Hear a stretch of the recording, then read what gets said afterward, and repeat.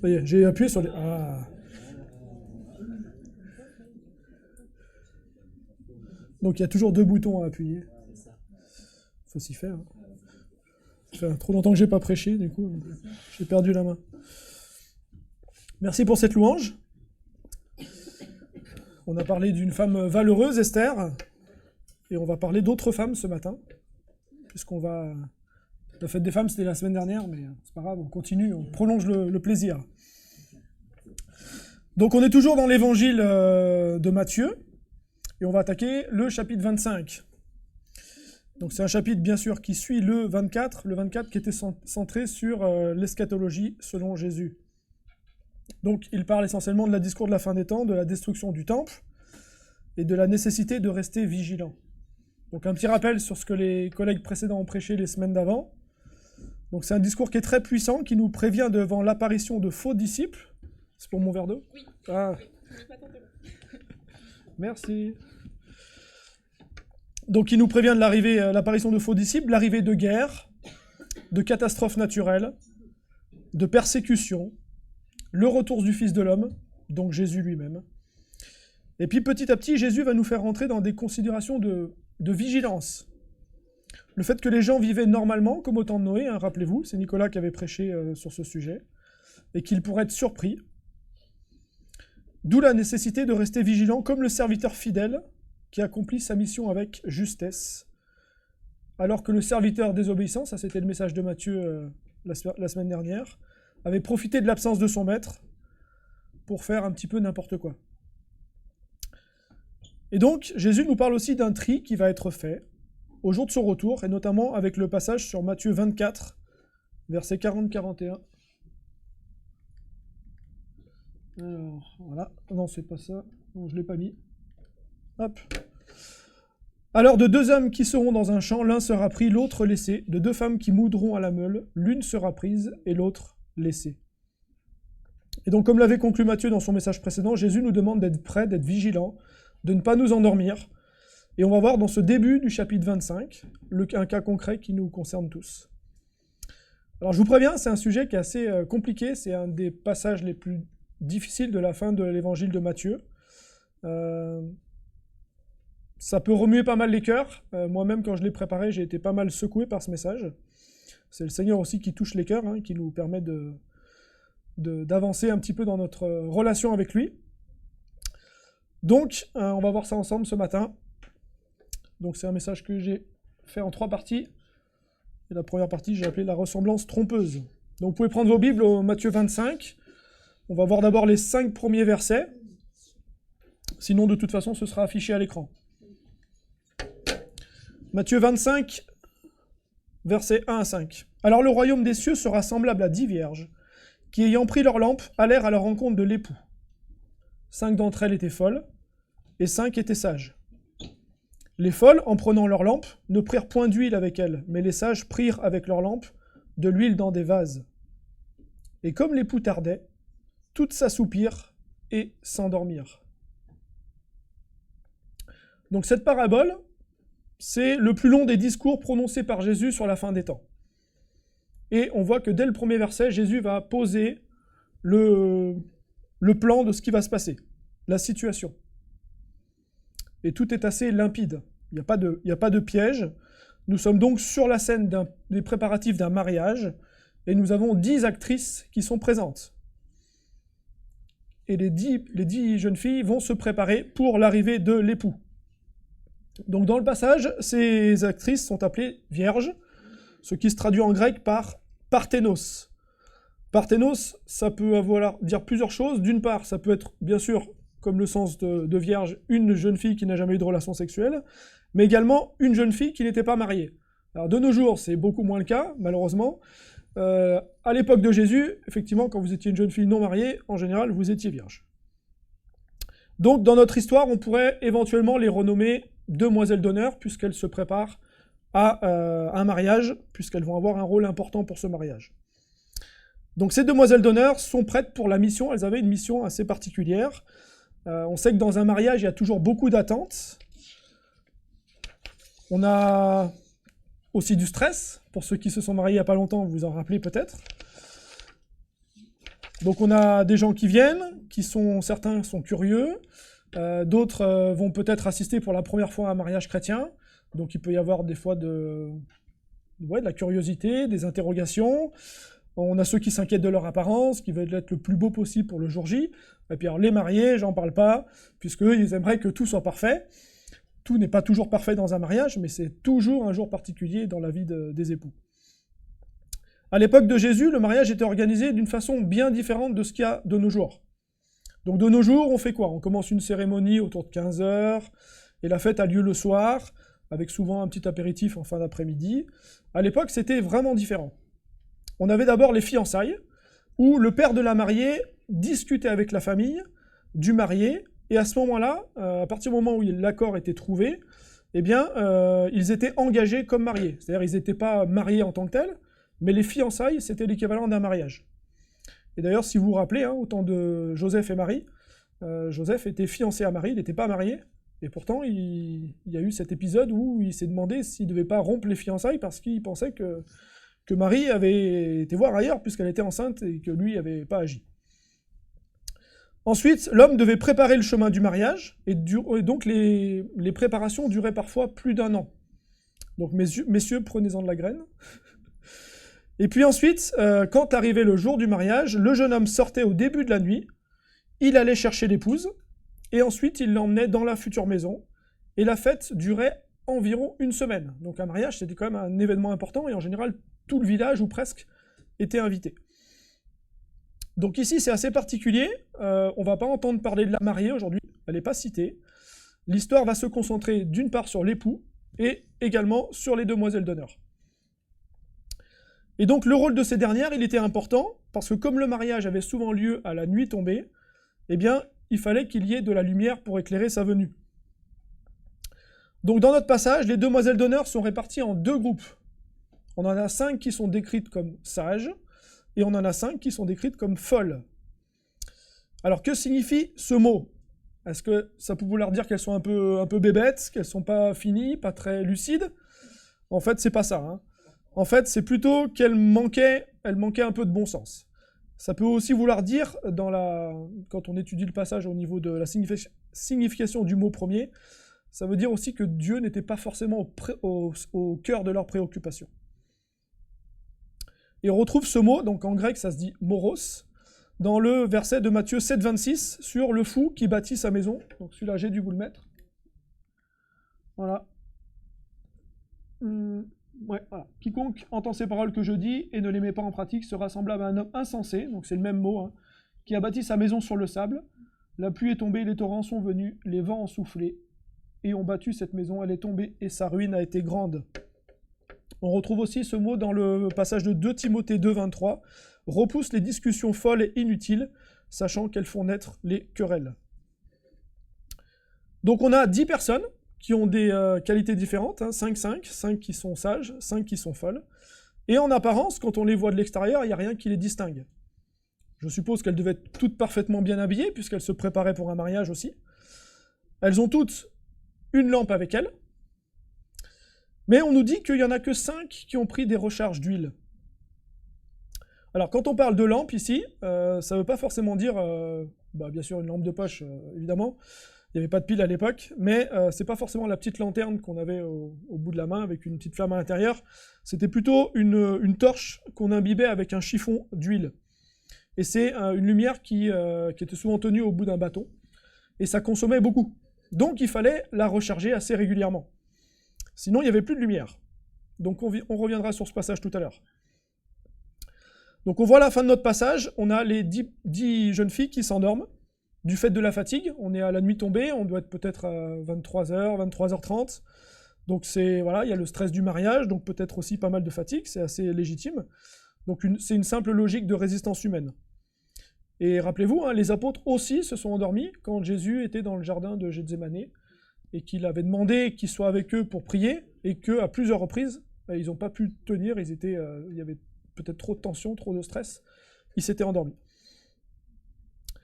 C'est un peu aussi l'image qu'on peut avoir peut-être des fois de chrétiens qui s'endorment, parce que finalement il y en a assez peu d'entre nous qui vivent en attendant, en se demandant si Jésus va revenir ce soir. Alors est-ce que c'est une faute? Est-ce que c'est blâmable de voir que ces 10 personnes s'endorment?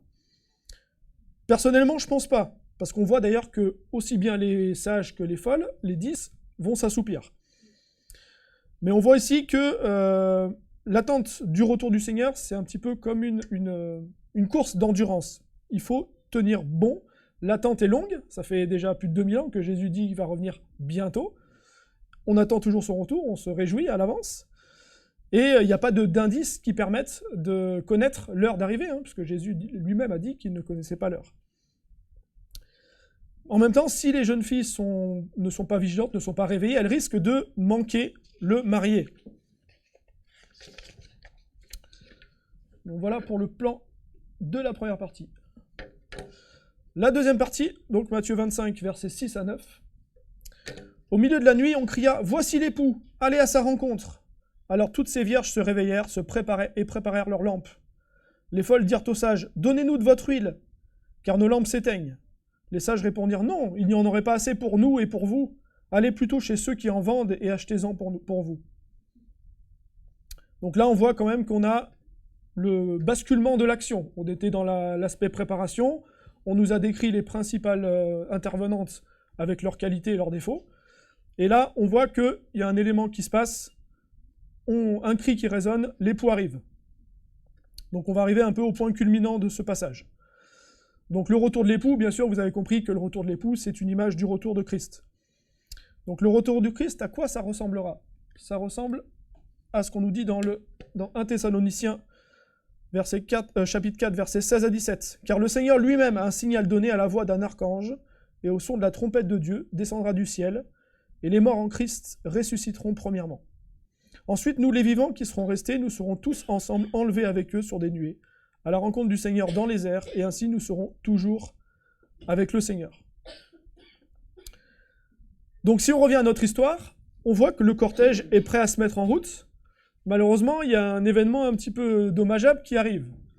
C'est-à-dire que les lampes des jeunes filles folles, elles commencent à s'éteindre. Parce que ça fait un petit moment qu'elles brûlent, elles se sont endormies, peut-être que les lampes étaient restées allumées pendant qu'elles étaient endormies, donc l'huile a été consommée. Et du coup, au moment où l'époux arrive, on a des lampes qui commencent à s'éteindre.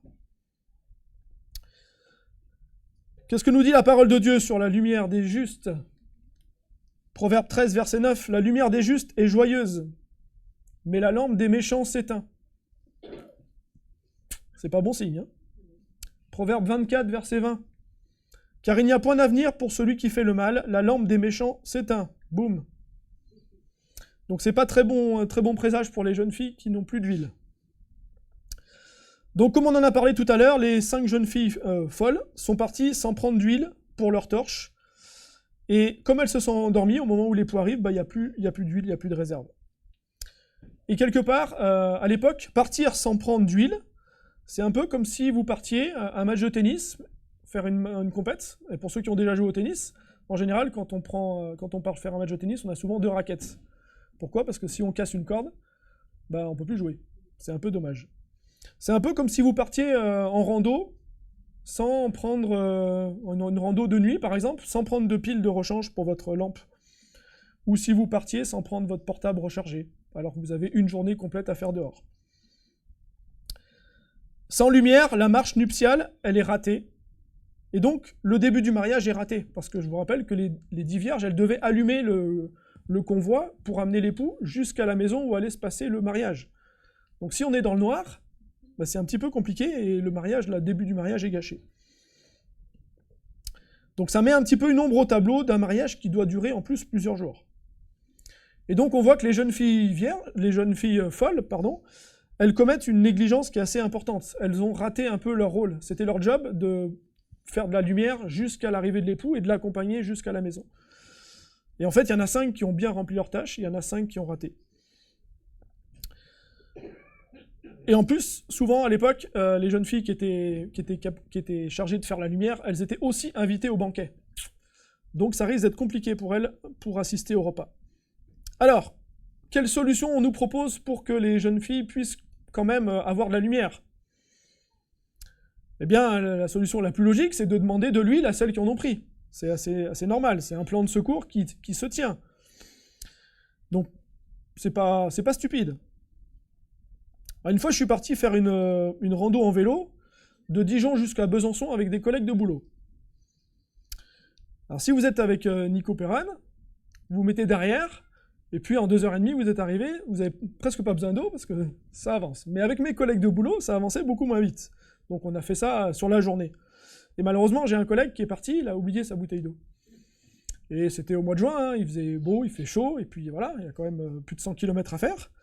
Donc c'est un peu compliqué. Donc qu'est-ce qu'on a fait? On a tous partagé un peu de notre eau, et puis pour le reste, il a bu l'eau du canal, il a bu l'eau que des flaques d'eau. Non, je plaisante, j'exagère, mais... Voilà, en fait, on a essayé de partager, on en a eu un peu moins chacun, mais on a pu arriver à destination. Donc effectivement, on aurait pu avoir aujourd'hui une parabole sur le partage. Il y a des jeunes filles qui ont eu une négligence, elles ont oublié, ça peut arriver, et donc du coup, on va partager notre repas, on va partager notre huile ici. Mais la réponse, elle est assez dure quand même. Elle dit non, on ne veut pas vous partager de notre huile, parce qu'il n'y en aurait pas assez pour vous et pour nous. Effectivement, c'est une réponse qui a l'air un peu dure au départ, mais c'est assez légitime. Parce que qu'est-ce qui se passe? Si jamais les 5 jeunes filles sensées, elles donnent la moitié de leur huile aux 5 jeunes filles folles, il va y avoir de la lumière que jusqu'à la moitié du trajet. Et au bout d'un moment, toutes les torches vont s'éteindre. Et l'époux, il aura encore la moitié du trajet à faire, et il sera dans le noir. Donc c'est pas idéal. Donc le mariage sera gâché. Donc il y a une petite maxime en latin qui dit « dura lex, sed lex ». Ça veut dire quoi? Ça veut dire la loi est dure, mais c'est la loi, effectivement. Donc qu'est-ce que les jeunes filles vierges vont dire aux autres? Enfin, les jeunes filles, sensées vont dire aux autres? Elles vont dire faites ce que vous auriez dû faire tout de suite. Allez chercher de l'huile dans les magasins qui sont pas loin, qui en vendent. Mais c'est quelle heure? C'est minuit. Donc des magasins ouverts, il n'y en a pas beaucoup à minuit. Donc quelle est l'application spirituelle de ce passage? Est-ce que ça veut dire qu'on ne doit pas partager avec les autres? Qu'on ne doit pas partager notre huile avec les autres? C'est pas le sujet aujourd'hui.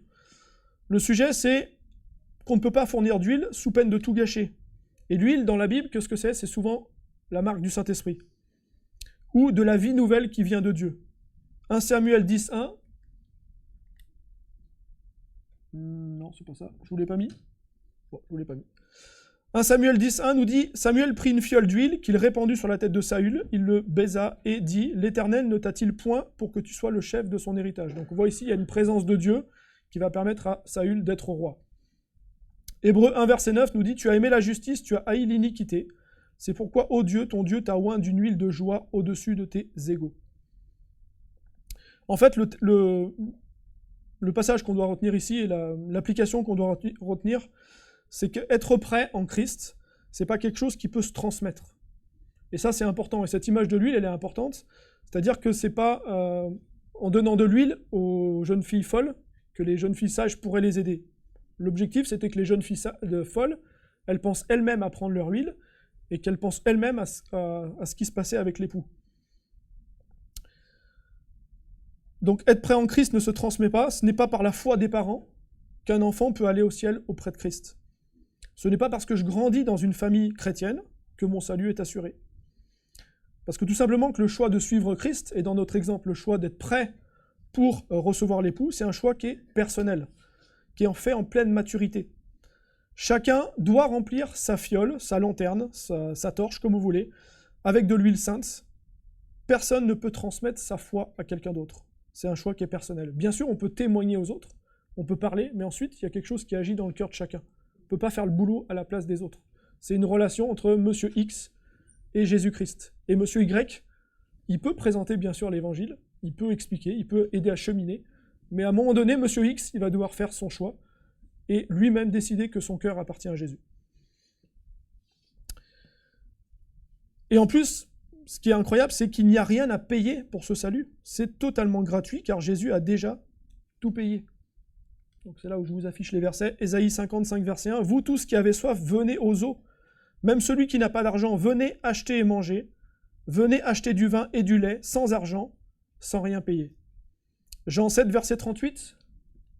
« Celui qui croit en moi, des fleuves d'eau vive couleront de son sein, comme dit l'Écriture. » Apocalypse 21, verset 6.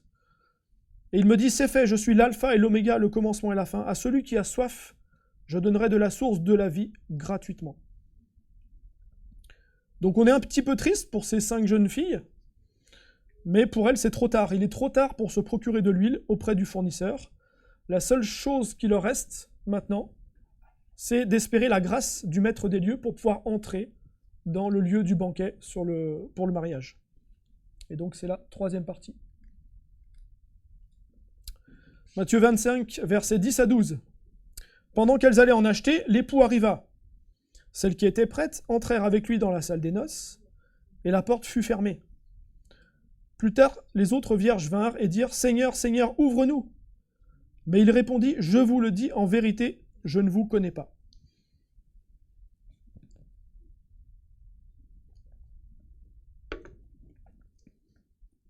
Donc effectivement, les jeunes filles partent désespérément pour trouver une boutique ouverte à minuit. Et entre-temps, bien sûr, l'époux arrive.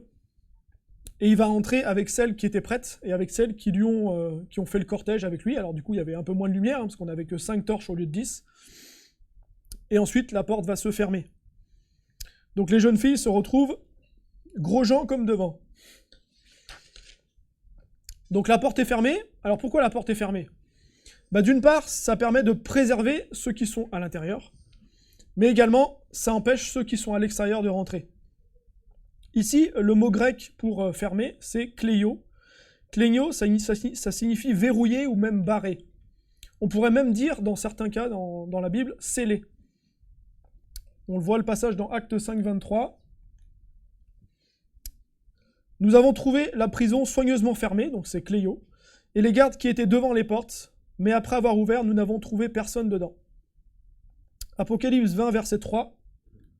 Donc là, c'est encore plus parlant. Je l'ai pas mis ? Si.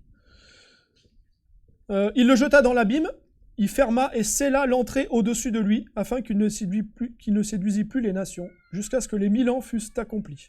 Après cela, il faut qu'il soit délié pour un peu de temps. Donc ça, c'est le diable qui a été scellé dans le chapitre de l'Apocalypse. Donc on voit ici que la porte est fermée, hein. C'est un petit peu dur, mais c'est aussi une image que une fois que la porte est fermée, donc une fois quelque part que la personne est morte, il ne peut pas y avoir de conversion. C'est une porte qui est fermée pour les non-croyants, mais aussi qui peut être fermée pour les faux croyants. Rappelez-vous ce qui s'est passé au temps du déluge. Noé a appelé les gens autour de lui à la repentance. Tout le monde se moquait de lui pendant qu'il construisait son bateau dans le désert. Et ensuite, pendant 7 jours, les animaux sont rentrés. Noé s'est installé avec les siens dans l'embarcation, et ensuite, il ne s'est rien passé pendant 7 jours. Et pendant 7 jours, on aurait pu avoir des gens qui seraient venus, qui se seraient repentis, et qui auraient pu aussi avoir accès à l'arche. Et pourtant, personne n'est rentré. Tout le monde se moquait de Noé en disant « n'importe quoi. Construire un bateau ici, il n'y a pas d'eau, ça ne sert à rien, c'est des années de travail pour rien. » Et au bout de 7 jours, la porte a été scellée, et la porte a été scellée par Dieu. Juste avant les premières gouttes. Et ça nous rappelle que c'est maintenant le jour du salut. Et que quelque part, attendre, c'est prendre le risque d'arriver trop tard. On a tous peut-être entendu des gens qui nous disent « Ouais, Dieu, ouais, c'est bien, c'est des belles histoires, je verrai plus tard. Peut-être quand je serai vieux. » Mais il n'y a personne qui sait quand est-ce que la mort va arriver. Cette semaine, j'étais sur le trajet sur l'autoroute avec mon collègue, on revenait d'un concours que j'ai passé à Besançon, et sur la route, on s'est pris un chevreuil. Sur l'autoroute, à 130 km/h, on s'est pris un chevreuil. Et mon collègue a eu le bon réflexe, il n'a pas tourné le volant, il est resté bien droit. Mais imaginons que le chevreuil serait arrivé peut-être 3 dixièmes avant, parce que là, on n'a pas eu le temps de faire quoi que ce soit. Il est arrivé sur la voiture, boum, on n'a pas eu le temps de bouger. Mais imaginons que le chevreuil serait arrivé juste avant et qu'il aurait voulu l'éviter. À votre avis, un gros coup de volant sur l'autoroute à 130, qu'est-ce qui se passe ? Aujourd'hui, je serais peut-être pas devant vous si ça s'était passé comme ça. Comment on peut savoir ? Je pars jeudi pour passer un concours et finalement, peut-être que je rentre jamais. J'ai 18 ans, je vais à la plage, je saute d'une falaise, je tombe sur un caillou et je reviens jamais. Ou alors je vais vivre peut-être jusqu'à 90 ans, il n'y a personne qui peut savoir.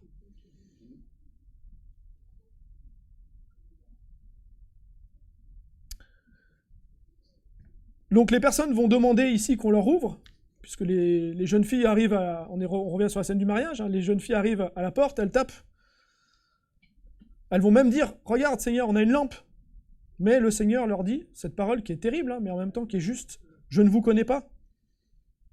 Et c'est assez terrible de s'imaginer être connu de Dieu, mais de ne pas l'être concrètement. Alors pourquoi une telle sévérité? C'est vrai qu'on pourrait dire que l'époux, il est dur. Elle est où la grâce? C'est difficile. Pourquoi il refuse des jeunes filles? Alors qui certes ont été un petit peu insensés, qui ont oublié leur lampe, qui ont oublié leur recharge d'huile. Mais là, on a quand même une faute assez importante des folles. Enfin, des folles entre guillemets. En fait, elles ont pensé à plein d'autres choses, mais elles n'ont pas pensé à l'époux. Peut-être qu'elles ont pensé à avoir les plus belles robes, les plus belles coiffures, il faut que je sois prête, il faut que je sois bien maquillée, etc., etc. Mais j'ai oublié la chose la plus importante, c'était de prendre une recharge d'huile pour pouvoir éclairer le cortège et pouvoir remplir ma mission. Et en fait, le salut, ça repose pas sur le fait de connaître des choses sur Dieu, mais c'est d'être connu vraiment de Dieu. Je vous avais dit que ça allait percuter ce matin et que ça remue. Hein. Être rejeté, c'est très douloureux et c'est encore pire si c'est par Jésus-Christ. Et Jésus nous prévient pendant beaucoup de passages dans la parole de Dieu. Rappelez-vous la parabole sur le blé et l'ivraie en Matthieu 23. Rappelez-vous de l'arbre qui ne donne pas de fruits en Matthieu 7. Jésus raconte également cette histoire difficile que je vous ai mis à l'écran. Luc 13, versets 25 à 28. Quand le maître de la maison se sera levé et aura fermé la porte, et que vous, étant dehors, vous commencerez à frapper à la porte en disant « Seigneur, Seigneur, ouvre-nous », il vous répondra « Je ne sais pas d'où vous êtes ». Alors vous vous mettrez à dire « Nous avons mangé et bu devant toi, tu as enseigné dans nos rues ». Il répondra « Je vous le dis, je ne sais pas d'où vous êtes. Retirez-vous de moi, vous tous, ouvriers d'iniquité ». Et c'est là qu'il y aura des pleurs et des grincements de dents quand vous verrez Abraham, Isaac et Jacob et tous les prophètes dans le royaume de Dieu que vous serez jetés dehors.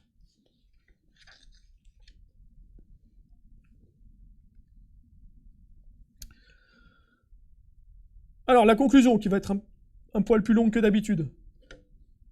On a donc des jeunes filles folles, qui sont un petit peu une image du chrétien, qui a l'apparence de la piété, mais parfois qui n'a que l'apparence, qui peut avoir une religion, une tradition chrétienne, mais qui n'a pas vraiment de nouvelle naissance. En fait, c'est un christianisme sans Christ. Et un christianisme sans Christ, c'est inutile comme une lampe qui n'a pas d'huile. Et quand le Seigneur reviendra, il y aura un mélange entre des gens qui professent Christ et d'autres qui ont vraiment Christ dans le cœur.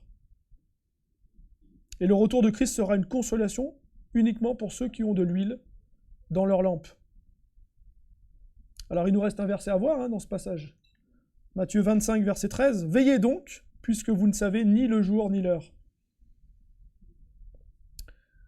Donc un vrai chrétien doit toujours être dans cet état de vigilance, à être prêt, toujours prêt pour le retour du Seigneur. Un chrétien ne peut pas être prêt un jour et pas prêt le lendemain. Et ici, Jésus veut nous prévenir d'une foi sans amour, d'une foi sans substance. Et la religion formelle ne sauve pas. Il nous prévient aussi de ne pas tarder. On peut toujours dire « je verrai plus tard », mais c'est vraiment, comme je vous l'ai dit tout à l'heure, une folie. C'est aujourd'hui le jour du salut, car personne ne sait l'heure du retour de l'époux. Ensuite, Jésus nous invite à nous examiner nous-mêmes. 2 Corinthiens 13, 5 nous dit « Examinez-vous vous-même pour savoir si vous êtes dans la foi. Éprouvez-vous vous-même. Ne reconnaissez-vous pas que Jésus-Christ est en vous, à moins peut-être que vous ne soyez réprouvés. » Et donc un chrétien ne se reconnaît pas à une pratique rituelle, ce n'est pas non plus une présence occasionnelle à l'église, ni une vie droite et morale, parce qu'on a des gens qui ne sont pas nés de nouveau, qui ne sont pas chrétiens, qui n'ont jamais rencontré Jésus, et qui sont sans doute bien plus droits et bien plus moraux que je peux l'être. Ce n'est pas une compréhension intellectuelle de l'évangile, ce n'est pas non plus d'avoir grandi dans une église. J'ai beaucoup aimé cette phrase de Florent Varac qui dit « Dieu n'a pas de petits-enfants, mais seulement des enfants. » Et comme je l'ai dit tout à l'heure, on n'est pas chrétien parce que nos parents sont chrétiens, ça ne peut pas s'hériter. C'est sûr que c'est sans doute un avantage pour avoir une vie dans l'enfance, qui est avec une famille qui connaît la parole de Dieu, par rapport à ceux qui ne l'ont pas, mais ce n'est pas pour ça que ça fait de nous des gens nés de nouveau. Ensuite, l'Esprit de Dieu ranime un cœur racheté et va rendre témoignage de la conversion. C'est pas ça, je ne vous l'ai pas mis. Donc Romains 8, versets 15 à 16. « Et vous n'avez point reçu un esprit de servitude, pour être encore dans la crainte, mais vous avez reçu un esprit d'adoption, par lequel nous crions « Abba, Père ». L'Esprit lui-même rend témoignage à notre esprit que nous sommes enfants de Dieu. » Mes amis, notre marche quotidienne avec Jésus, elle ne nous empêche pas de trébucher. Il n'y a aucun chrétien qui ne pêche jamais. Le seul qui n'a jamais péché, c'était Christ lui-même. On est tous amenés à tomber, mais nous savons que notre salut et notre sanctification, elle repose sur l'œuvre de Jésus-Christ à la croix. Et c'est par la foi que nous pouvons avancer et que nous pouvons attendre avec certitude le retour de Jésus. 1 Jean 1, versets 6 à 10, nous dit « Si nous disons que nous sommes en communion avec lui et que nous marchions dans les ténèbres, nous mentons et nous ne pratiquons pas la vérité. Mais si nous marchons dans la lumière, comme il est lui-même dans la lumière, nous sommes mutuellement en communion et le sang de Jésus, son Fils, nous purifie de tout péché. Si nous disons que nous n'avons pas de péché, nous nous séduisons nous-mêmes et la vérité n'est point en nous. Si nous confessons nos péchés, il est fidèle et juste pour nous les pardonner et pour nous purifier de toute iniquité. Si nous disons que nous n'avons pas de péché, nous le faisons menteur et sa parole n'est point en nous. » Et un autre passage dans Matthieu 6, verset 19 nous dit « Ne vous amassez pas des trésors sur la terre, où la teigne et la rouille détruisent et où les voleurs percent et dérobent. Mais amassez-vous des trésors dans le ciel, où la teigne et la rouille ne détruisent point, et où les voleurs ne percent ni ne dérobent. Car là où est ton trésor, là aussi sera ton cœur. » Donc nos choix de vie traduisent en fait notre choix de cœur. À l'exemple des 5 vierges folles, Jésus nous invite ici à être vigilants sur nos motivations profondes, sur ce qui nous anime et nous oriente. 2 petites choses pour conclure. Le prophète Amos, nous sommes certains de son retour. Jésus a promis qu'il allait revenir, c'est une certitude, on peut s'appuyer dessus. Et Amos, chapitre 4, verset 12, a dit « Prépare-toi à la rencontre de ton Dieu ». Donc je vous encourage, je nous encourage, parce que je me mets largement dedans, comme je vous l'ai dit, c'est un passage qui m'a bien remué cette semaine, enfin depuis 2 semaines même. On doit être prêt, on doit être vigilant, et on doit être en parfaite communion et en parfait chemin avec le Seigneur. Je vous laisse sur un dernier petit poème qui a été composé par ma moitié. Dans la nuit, dans l'attente où l'espoir sommeille, que ta lampe brille, que ton cœur veille. La flamme peut trembler, vaciller, alors inlassablement nourris le feu d'huile sacrée. C'est auprès de Jésus que tu peux la trouver, dans votre intimité sans cesse renouvelée. Chaque jour puise dans sa parole, appuie-toi sur ses promesses, accepte son pardon et proclame ta guérison. Parle-lui comme à un ami, laisse-le changer ta vie. Réjouis-toi en l'Éternel, lui pourvoira à l'essentiel. Le marié vient, nul ne sait l'heure, que ni le monde ni la lassitude ne te fassent perdre ta ferveur. Par son esprit il te fortifie, et quand le combat est trop rude, reviens aux pieds de ton Sauveur. Jésus vient, il connaît ses brebis, par leur nom il les appelle, et comme il l'a promis, il accueillera ses amis fidèles et partagera avec eux le festin éternel. Seigneur notre Dieu, je veux te remercier parce que tu es un Dieu plein de grâce, Seigneur, et malgré nos fautes qui se renouvellent jour après jour, tu nous pardonnes, tu nous tends la main. Tu nous dis aussi qu'à un moment donné, la porte va être fermée et qu'il y a un choix à faire. Tu nous dis que c'est aujourd'hui le jour du salut. Tu nous encourages à être vigilants, à ne pas avoir une foi de façade, mais une foi qui est vivante et agissante, Seigneur. Et je vois que je suis bien trop souvent tiède, Seigneur. Combien de fois je te passe après d'autres priorités et combien de fois tu n'as pas la première place dans ma vie, Seigneur. Je veux te remercier parce que tu es toujours prêt, tu es toujours là pour nous prendre sur toi, pour nous prendre sur tes épaules et nous porter, Seigneur. Parce que c'est difficile d'avancer dans ce monde de péché, on tombe, on trébuche, mais toi, Seigneur Jésus, tu nous encourages, tu nous regardes avec des yeux d'amour et tu nous demandes de continuer à travailler notre relation avec toi, Seigneur. On ne peut pas faire mieux dans notre vie que d'avoir une relation vivante avec Jésus-Christ.